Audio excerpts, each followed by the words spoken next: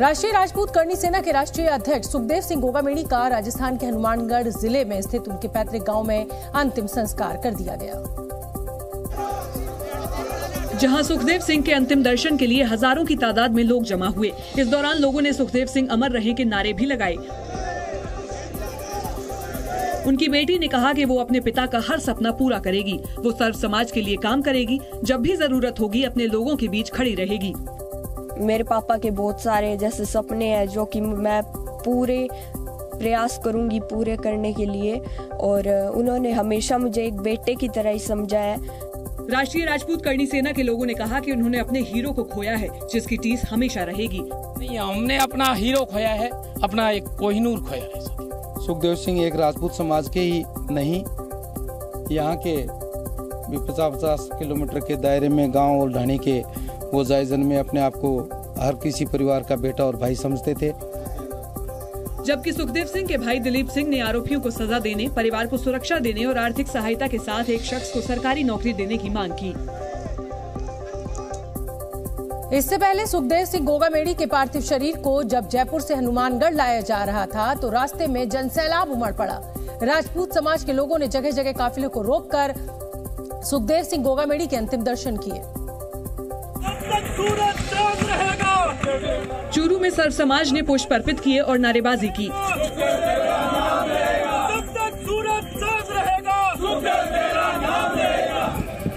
सीकर में गोगामेड़ी की पार्थिव देह पर लोगों ने पुष्पांजलि अर्पित कर नमन किया। सुखदेव दादा की ये कुर्बानी नहीं सहेगा राजपूताना और सुखदेव सिंह अमर रहे के नारे भी लगाए।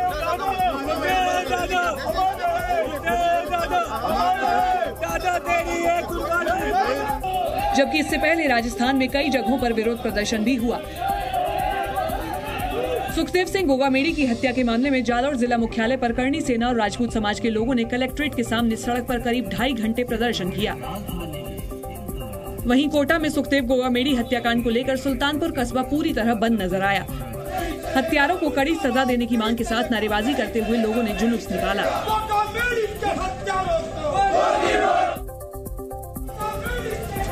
जयपुर में सुखदेव सिंह गोगामेड़ी की हत्या के बाद गुरुवार को मध्य प्रदेश में कई जिलों में बंद का आह्वान किया गया था, लेकिन राजस्थान के मौजूदा प्रशासन ने करनी सेना की सारी मांगें मान ली, जिसके बाद राष्ट्रीय राजपूत करनी सेना ने बंद को कैंसिल कर दिया। उज्जैन में बंद को स्थगित कर राजपूत समाज के लोगों ने सुखदेव सिंह गोगामेड़ी को श्रद्धांजलि दी। एमपी के रतलाम में भी ऐसा ही नजारा दिखा। यहाँ करनी सेना के लोगों ने घूम घूम कर दुकानें खुलवाई और लोगों को बंद निरस्त होने की जानकारी दी। ग्वालियर के फूलबाग चौराहे पर करनी सेना और राजपूत समाज के लोग जुटे और सुखदेव सिंह गोगामेड़ी की तस्वीर पर पुष्प अर्पित करते हुए उन्हें भावभीनी श्रद्धांजलि दी। हालांकि बैतूल में करनी सेना और राजपूत समाज ने चक्का जाम कर नारेबाजी की और प्रशासन को ज्ञापन सौंपा। इससे पहले सुखदेव सिंह गोगामेड़ी की पत्नी शीला शेखावत ने बुधवार रात श्यामनगर थाने में एफआईआर दर्ज करवाई। एफआईआर में हमलावर रोहित राठौड़ और नितिन फौजी के साथ राजस्थान के पूर्व मुख्यमंत्री अशोक गहलोत और डीजीपी का नाम भी है। शीला ने आरोप लगाया कि उनके पति सुखदेव गोगामेड़ी ने तत्कालीन मुख्यमंत्री अशोक गहलोत और डीजीपी से सुरक्षा मांगी थी, लेकिन जानबूझकर सुरक्षा मुहैया नहीं करवाई गई। एफआईआर में पंजाब पुलिस, एटीएस सहित दूसरे संबंधित लोगों और महकमों का भी जिक्र किया गया, जिसके बाद राजस्थान पुलिस ने एक्शन लेते हुए श्यामनगर थानाधिकारी और बीट कांस्टेबल को सस्पेंड कर दिया। आपका आंदोलन रंग लाया है, आपका आंदोलन रंग लाया है। करके सुनिए मेरी बात। अभी कार्यालय पुलिस उपायुक्त दक्षिण जयपुर श्री सुखदेव सिंह गोगामेड़ी हत्याकांड के प्रकरण में लापरवाही बरतने पर तत्कालीन थानाधिकारी श्यामनगर व थाने के बीट के प्रभारी व बीट कांस्टेबल को तुरंत प्रभाव से निलंबित किया जाता है।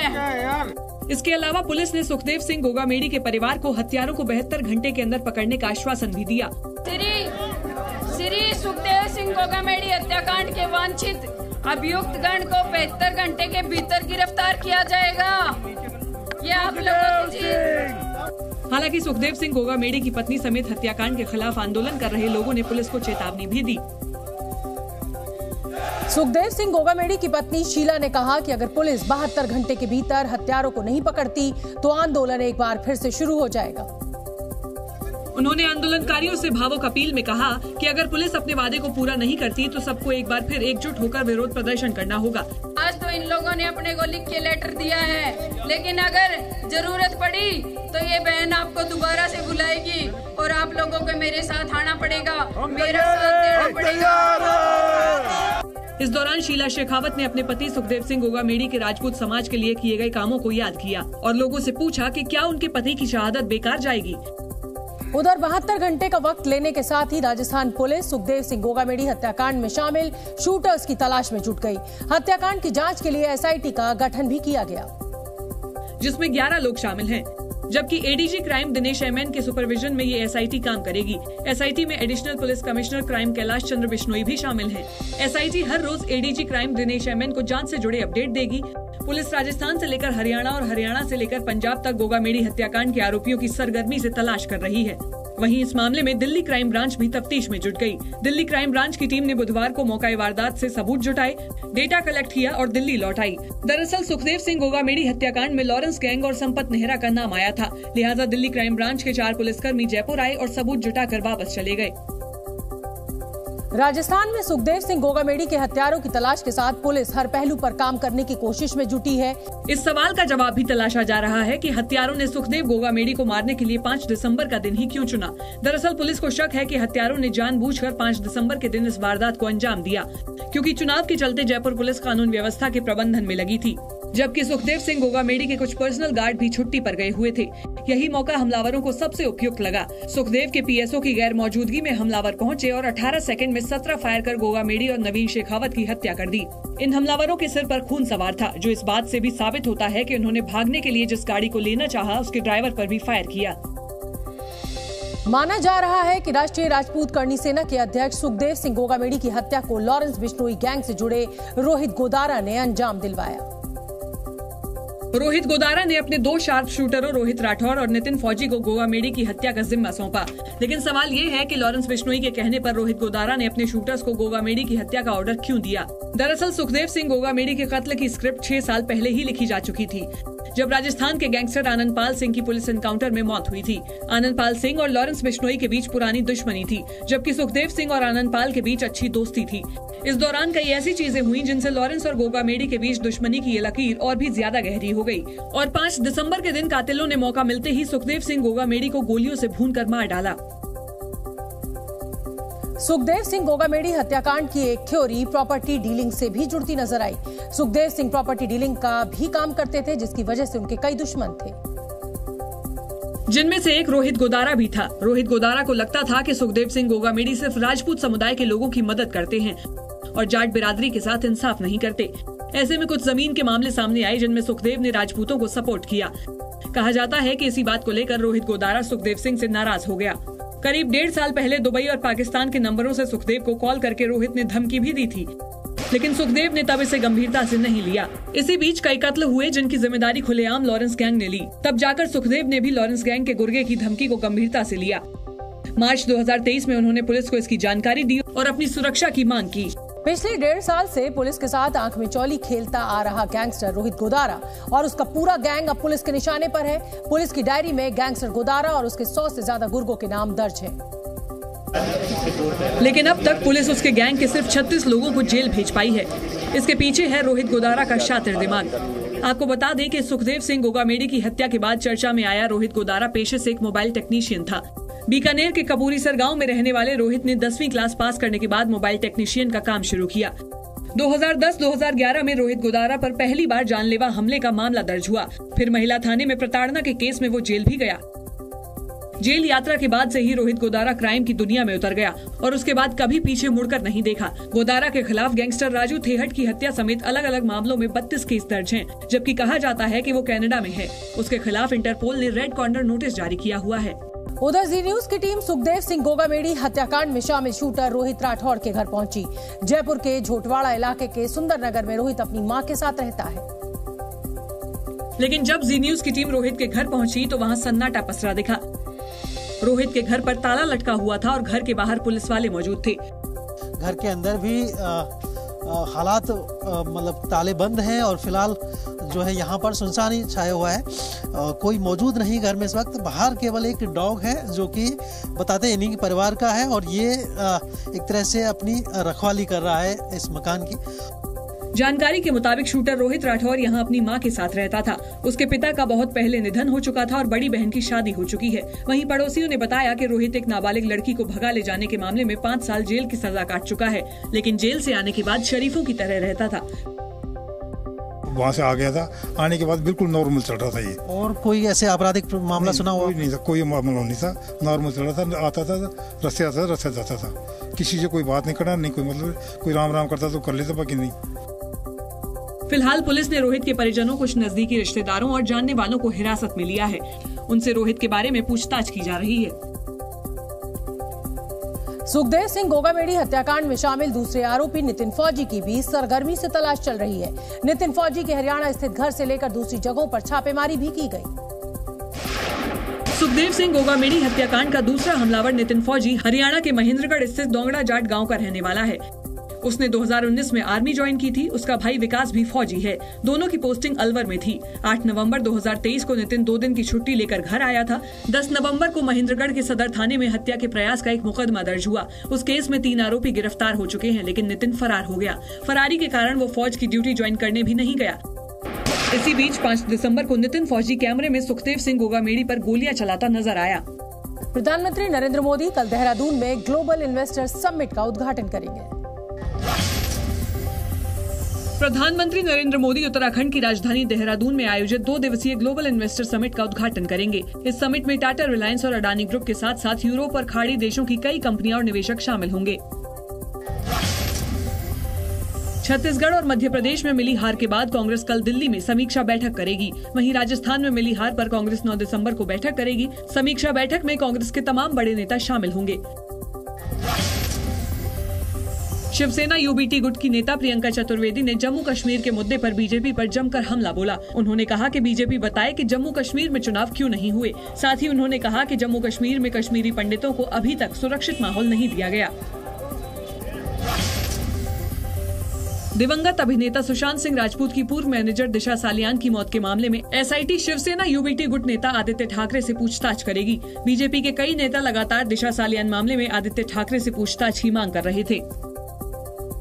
राजस्थान के मुख्यमंत्री के नाम को लेकर जयपुर से दिल्ली तक हलचल तेज हो गई है। मुख्यमंत्री के नाम पर जारी मंथन के बीच राजस्थान की पूर्व मुख्यमंत्री और वरिष्ठ नेता वसुंधरा राजे भी दिल्ली पहुंच गई हैं। और प्रदेश की 2 बार मुख्यमंत्री रह चुकी वसुंधरा राजे का नाम इस बार भी मुख्यमंत्री की रेस में सबसे आगे है। आलाकमान के बुलावे पर वसुंधरा राजे कल देर रात ही दिल्ली पहुंची। एयरपोर्ट से बाहर निकलने के दौरान मीडिया कर्मियों ने उन्हें घेर लिया और दिल्ली आने का कारण पूछा, लेकिन वसुंधरा राजे बिना कुछ कहे ही वहां से चली गयी। मैम, ये कहा जा रहा है कि आलाकमान ने आपको बुलाया इमरजेंसी में। मैम, आलाकमान ने बुलाया है क्या? वसुंधरा राजे के दिल्ली पहुंचने के साथ ही राजस्थान की राजनीति में भी हलचल तेज हो गई। 3 दिसंबर को राजस्थान विधानसभा चुनाव के आए नतीजों में बीजेपी ने शानदार प्रदर्शन करते हुए 115 सीटों पर जीत हासिल की थी, जबकि कांग्रेस 69 सीटों पर सिमट गई थी। और तभी से राजस्थान के मुख्यमंत्री के नाम को लेकर बीजेपी में मंथन जारी है। वसुंधरा राजे के अलावा गजेंद्र सिंह शेखावत और बाबा बालकनाथ के नाम भी मुख्यमंत्री पद की रेस में शामिल हैं। हालांकि वसुंधरा राजे के दिल्ली पहुंचने के साथ ही ये अटकलें भी तेज हो गईं कि पार्टी उन्हें राजस्थान की बागडोर एक बार फिर सौंप सकती है। वसुंधरा राजे राजस्थान की सीएम रह चुकी हैं और उनके पास सरकार चलाने का अनुभव भी है। इसके साथ ही चुनाव के नतीजे आने के बाद पार्टी के कई विधायकों ने उनके आवास पर जाकर उनसे मुलाकात की थी, जिसे वसुंधरा राजे के शक्ति प्रदर्शन के तौर पर देखा गया।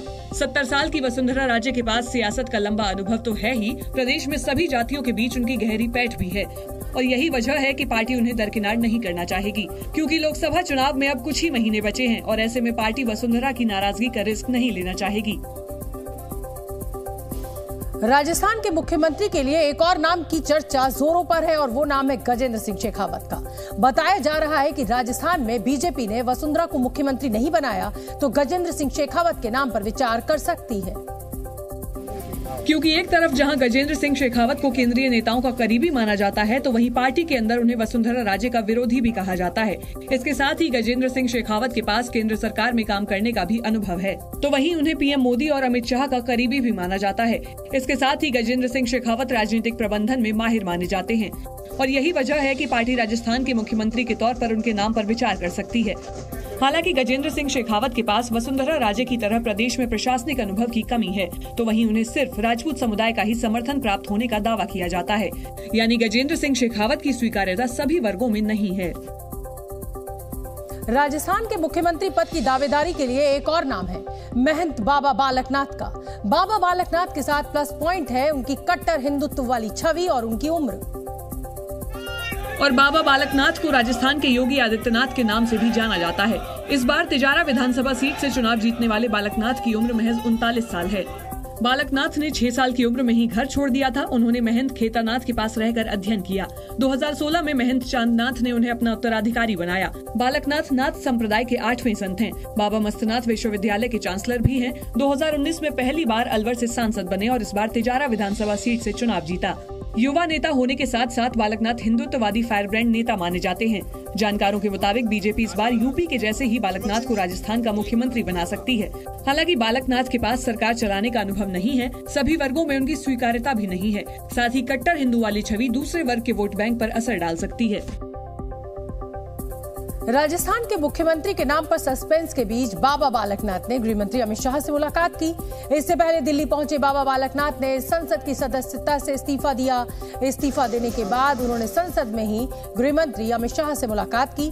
वसुंधरा राजे के अलावा बाबा बालकनाथ का नाम भी मुख्यमंत्री की रेस में शामिल है। तो वहीं राजस्थान की पूर्व मुख्यमंत्री वसुंधरा राजे भी दिल्ली में मौजूद हैं। वसुंधरा राजे कल देर रात दिल्ली पहुंची हैं और कुछ ही देर में वो बीजेपी अध्यक्ष जेपी नड्डा से मुलाकात करने वाली हैं।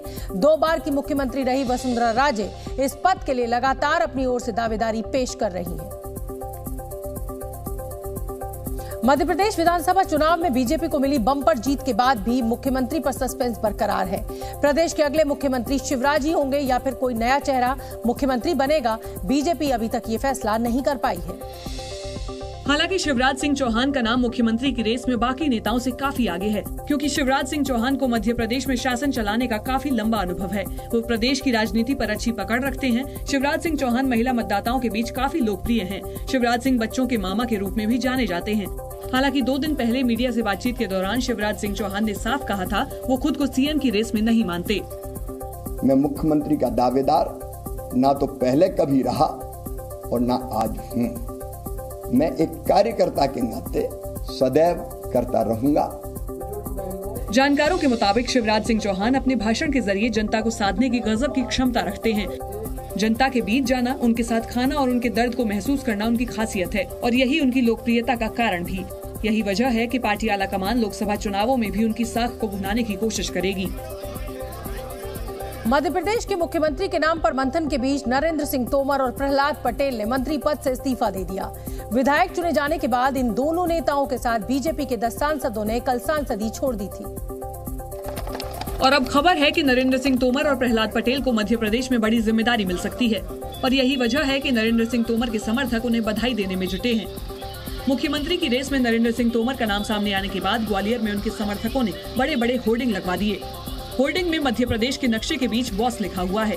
हालांकि पार्टी के वरिष्ठ नेतृत्व ने अभी तक किसी का नाम फाइनल नहीं किया है और न ही सीएम के चेहरे को लेकर कोई संकेत दिया है, लेकिन दावा है कि पार्टी जल्द ही मध्य प्रदेश समेत 3 राज्यों के सीएम का ऐलान कर देगी। मध्य प्रदेश में मुख्यमंत्री कौन होगा, इस पर बीजेपी नेता कैलाश विजयवर्गीय का बयान भी सामने आया। उन्होंने कहा, इंतजार का फल मीठा होता है। सर, मुख्यमंत्री का नाम कब तक तय हो पाएगा सर? ये सिर्फ हमारे भारतीय जनता पार्टी के हाईकमान ही बता सकेंगे। कुछ चर्चाएं चल रही हैं कब तक, क्योंकि इंतजार लंबा हो चुका है। जो चर्चा चल रही है उसमें हम लोग सम्मिलित नहीं। क्या रविवार तक कुछ नाम आपको लगता है कि डिक्लेयर होंगे? इस बारे में मैं कोई टिप्पणी नहीं कर सकता क्योंकि मैं उस चर्चा में सम्मिलित नहीं। हम जिज्ञासु लोग कब तक सर उम्मीद लगाएं मध्य प्रदेश के नए सीएम के चेहरे की? इंतजार का फल मीठा होता है। तो आप ही कार्यकर्ता उम्मीद कर रहे हैं आप भी बने? और कुछ आपका भी नाम चर्चाओं में चल रहा है, क्या उसको लेकर कुछ? आप जो कर दें वो कम है। पत्रकारों की दुनिया है ये, पत्रकार जिसका नाम चला दे उसका चलने लगेगा। मध्य प्रदेश, छत्तीसगढ़ और राजस्थान में मुख्यमंत्री के नाम को लेकर जहां बीजेपी में माथापच्ची जारी है, तो वहीं मुख्यमंत्री चुनने में हो रही देरी पर विपक्ष भी बीजेपी पर हमलावर है। और विपक्ष के कई नेताओं ने इन 3 राज्यों के मुख्यमंत्रियों के नामों की घोषणा में हो रही देरी पर सवाल उठाया। शिवसेना उद्धव गुट की सांसद प्रियंका चतुर्वेदी ने बीजेपी में लोकतांत्रिक प्रक्रिया खत्म होने का आरोप लगाया। वहाँ के इलेक्टेड एमएलएस को निर्णय लेना है लीडर कौन बनेगा, पर वो प्रक्रिया खत्म हो चुकी है बीजेपी में। 2 ही लोग निर्णय लेते हैं कौन कहाँ का मुख्यमंत्री बनेगा, वो है प्रधानमंत्री नरेंद्र मोदी जी और अमित शाह जी। सीएम चुनने में हो रही देरी पर कांग्रेस ने भी हमला बोला। अपने से ज्यादा नजदीक लोगों को लाने की कोशिश हो, तभी तो वसुंधरा जी भटक रही है दिल्ली में। शिवराज सिंह कह रहे हैं कि मुझे तो कुछ बनना ही नहीं है। हालांकि बीजेपी नेताओं ने जल्द ही सीएम के नाम का ऐलान होने का भरोसा दिया। इंतजार है पर्यवेक्षकों का, उसके बाद विधायक दल की बैठक की तिथि तय होगी और उसके बाद शीघ्र ही सारे निर्णय होंगे। 3 राज्यों के सीएम को लेकर दिल्ली में लगातार बैठकें जारी हैं और दावा है कि पार्टी कभी भी मुख्यमंत्रियों के नाम का ऐलान कर सकती है। मध्य प्रदेश की राजधानी भोपाल में हाई वोल्टेज ड्रामा देखने को मिला। भांडेर से कांग्रेस विधायक फूल सिंह बरैया अपना मुंह काला करने के लिए राजभवन पहुंच गए। चूंकि फूल सिंह बरैया ने चुनाव से पहले वादा किया था कि अगर चुनाव में बीजेपी को 50 से ज्यादा सीटें मिली तो वो अपना मुंह काला करेंगे और अपने इसी वादे को पूरा करने के लिए वो राजभवन पहुंचे। मैं जो कहता हूं वो करता हूं, मेरी खासियत है, मैं कह करके पलटता नहीं हूं। यही नाम फूल सिंह बरैया। हालांकि वो अपने मुंह पर कालिक पोत पाते उससे पहले ही कांग्रेस नेता दिग्विजय सिंह वहां पहुंच गए और उनके माथे पर काला टीका लगाकर उनका मुंह काला होने से बचा लिया। हालांकि इसके बाद भी फूल सिंह बरैया नहीं माने। उन्होंने पहले अपने हाथ से अपने मुंह पर कालिक पोती और फिर ईवीएम पर कालिक पोतकर चुनाव में धांधली का आरोप लगाया। ऑनलाइन फ्रॉड और साइबर अपराध पर नकेल कसने के लिए केंद्र सरकार ने कई फर्जी वेबसाइट्स के खिलाफ एक्शन लिया है। केंद्र सरकार ने ऐसी 100 वेबसाइट्स को ब्लॉक किया है जो फर्जी नौकरी और गलत निवेश जैसे अपराधों को अंजाम दे रही थी। गृह मंत्रालय की साइबर क्राइम यूनिट और कोऑर्डिनेशन सेंटर ने पार्ट टाइम जॉब से जुड़े फ्रॉड में शामिल 100 से ज्यादा वेबसाइट्स पर रोक लगाने की सिफारिश की थी। साइबर क्राइम और आर्थिक अपराधों को बढ़ावा देने वाली ये वेबसाइट्स विदेशों से ऑपरेट होती हैं। इन वेबसाइट्स को चलाने के लिए डिजिटल विज्ञापन, चैट मैसेंजर और फर्जी अकाउंट्स का इस्तेमाल किया जाता है। जांच में यह भी पता चला कि धोखाधड़ी से जुटाई गई रकम कार्ड नेटवर्क, क्रिप्टो करेंसी और इंटरनेशनल फाइनेंशियल टेक्नोलॉजी वाली कंपनियों के जरिए देश से बाहर भेजी जाती है। ये वेबसाइट लोगों को झांसे में लाने के लिए गूगल और मेटा जैसे प्लेटफॉर्म्स पर टारगेट विज्ञापन लॉन्च करती है, जिनमें खास तरह के कीवर्ड्स का इस्तेमाल किया जाता है, जैसे घर बैठे नौकरी या घर बैठे कमाई कैसे करें। अवैध निवेश और आर्थिक धोखाधड़ी के लिए ये वेबसाइट्स ज्यादातर रिटायर्ड कर्मचारी, महिलाओं और बेरोजगार युवाओं को टारगेट करती है। अयोध्या में 22 जनवरी को होने वाले प्राण प्रतिष्ठा कार्यक्रम के लिए जोधपुर से 100 किलो घी राम मंदिर ट्रस्ट को भेंट किया गया है। राम मंदिर में प्राण प्रतिष्ठा के धार्मिक अनुष्ठान के लिए जोधपुर से गाय का शुद्ध 600 किलो घी बैलगाड़ियों पर अयोध्या पहुंचा। इस शुद्ध घी का इस्तेमाल राम मंदिर में अखंड ज्योति और प्राण प्रतिष्ठा के दौरान होने वाले धार्मिक अनुष्ठान में किया जाएगा। 108 कलशों से लदी इन बैलगाड़ियों को 27 नवंबर को जोधपुर से रवाना किया गया था। यूपी में ट्रैफिक नियम तोड़ने वालों से प्रशासन अब सख्ती से निपटेगा। अगर ड्राइवर लगातार 3 बार से ट्रैफिक रूल तोड़ेगा तो उसका ड्राइविंग लाइसेंस रद्द किया जाएगा और इसके बाद भी अगर ट्रैफिक रूल तोड़े तो गाड़ी का रजिस्ट्रेशन भी कैंसिल कर दिया जाएगा। आयकर विभाग ने ओडिशा और झारखंड में बौद्ध डिस्टिलरीज प्राइवेट लिमिटेड के ठिकानों पर छापेमारी की। छापेमारी में 50 करोड़ रुपए से ज्यादा नकद बरामद हुआ, जिसे गिनने के लिए इनकम टैक्स के अफसरों को कई मशीनें मंगवानी पड़ी। इतना ही नहीं, नोट इतने ज्यादा थे कि कई मशीनें खराब भी हो गयीं। राष्ट्रीय जांच एजेंसी ने कश्मीर घाटी के अवंतीपोरा में एक आतंकवादी की संपत्तियां कुर्क की। कुर्क की गई संपत्तियों में 2 मकान शामिल हैं। ये कार्रवाई यूएपीए एक्ट के तहत की गई। 3 राज्यों में मिली बम्पर जीत के बाद आज संसद भवन परिसर में बीजेपी संसदीय दल की बैठक हुई, जिसमें प्रधानमंत्री नरेंद्र मोदी ने जीत का श्रेय बीजेपी के सभी कार्यकर्ताओं को दिया और कहा कि ये अकेले मोदी की नहीं बल्कि बीजेपी के कार्यकर्ताओं की सामूहिक जीत है। इस दौरान बीजेपी सांसदों ने पीएम मोदी का जोरदार स्वागत किया। पीएम मोदी जैसे ही संसदीय दल की बैठक में शामिल होने पहुंचे तो हॉल में मौजूद सभी बीजेपी सांसदों और मंत्रियों ने तालियां बजाकर उनका स्वागत किया। तालियों की गड़गड़ाहट के बीच सभी लोग पीएम मोदी के सम्मान में नारे भी लगाते रहे।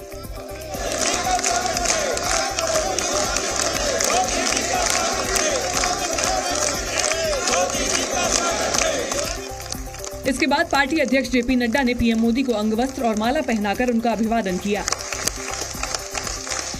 इस मौके पर एक बार फिर जमकर तालियां बजी और भारत माता की जय के नारे लगे।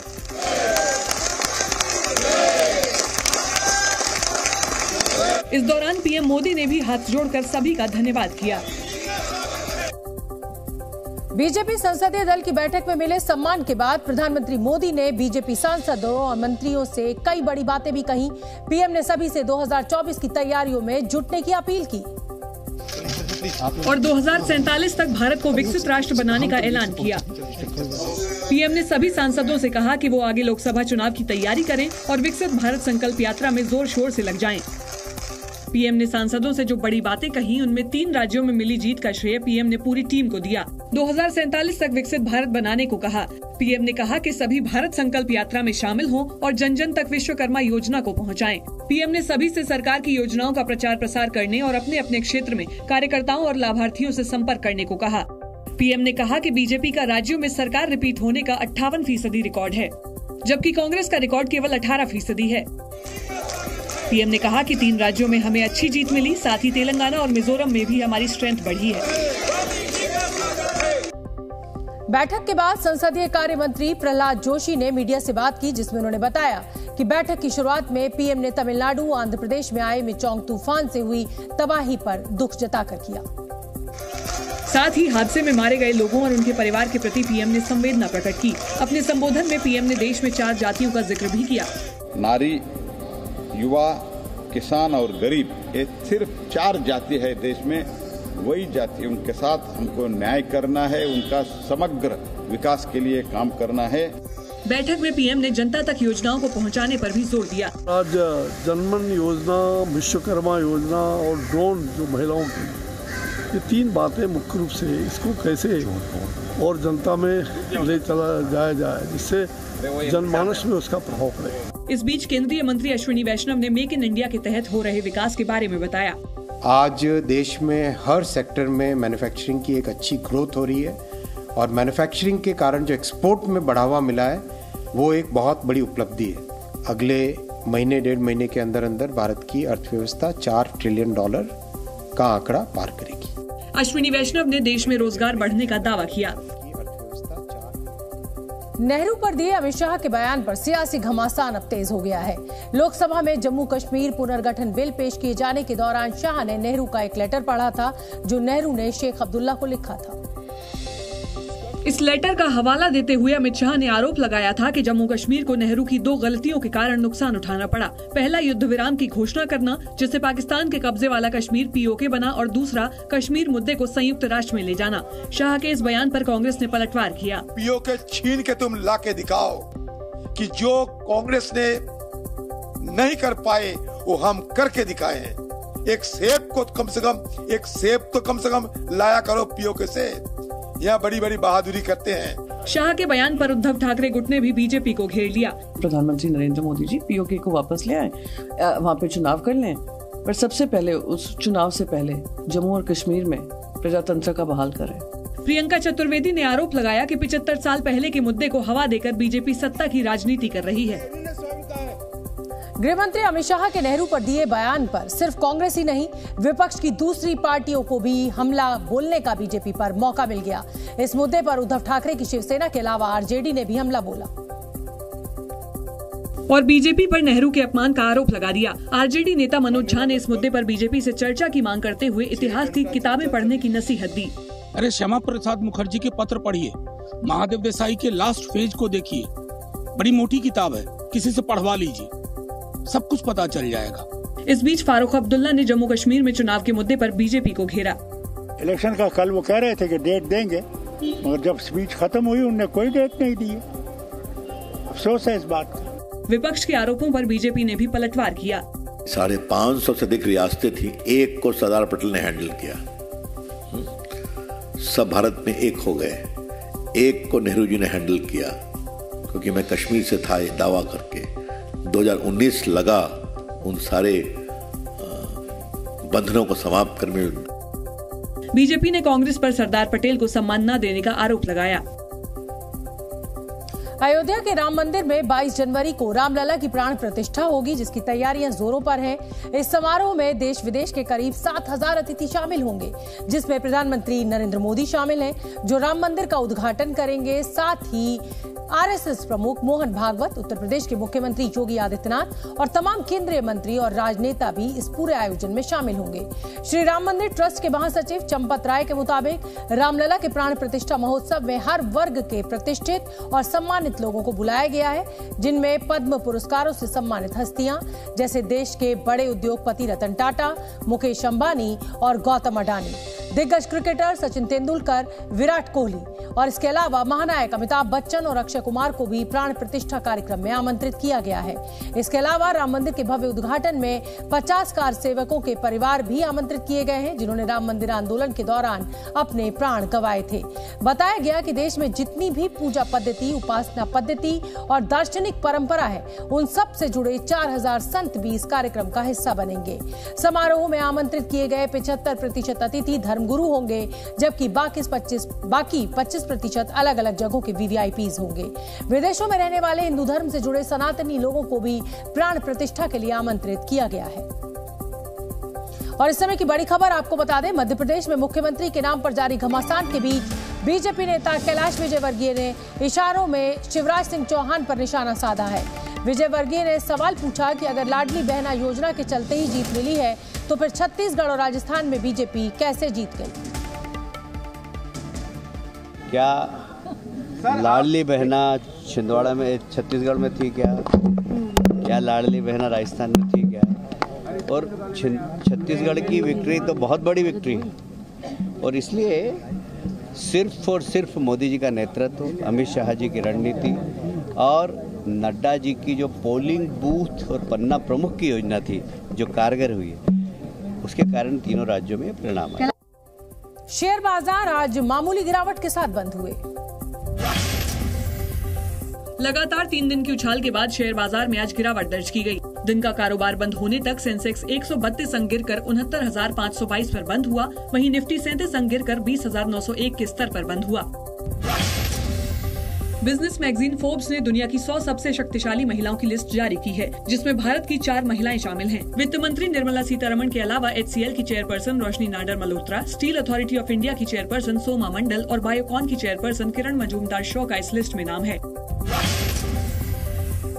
रणबीर कपूर की फिल्म एनिमल ने कमाई का नया रिकॉर्ड बनाया है। फिल्म ने वर्ल्ड वाइड 6 दिनों में 500 करोड़ रुपए की कमाई का आंकड़ा पार कर लिया है। इसी के साथ ये फिल्म रणबीर की ब्लॉकबस्टर फिल्मों की लिस्ट में टॉप पर पहुंच गई है।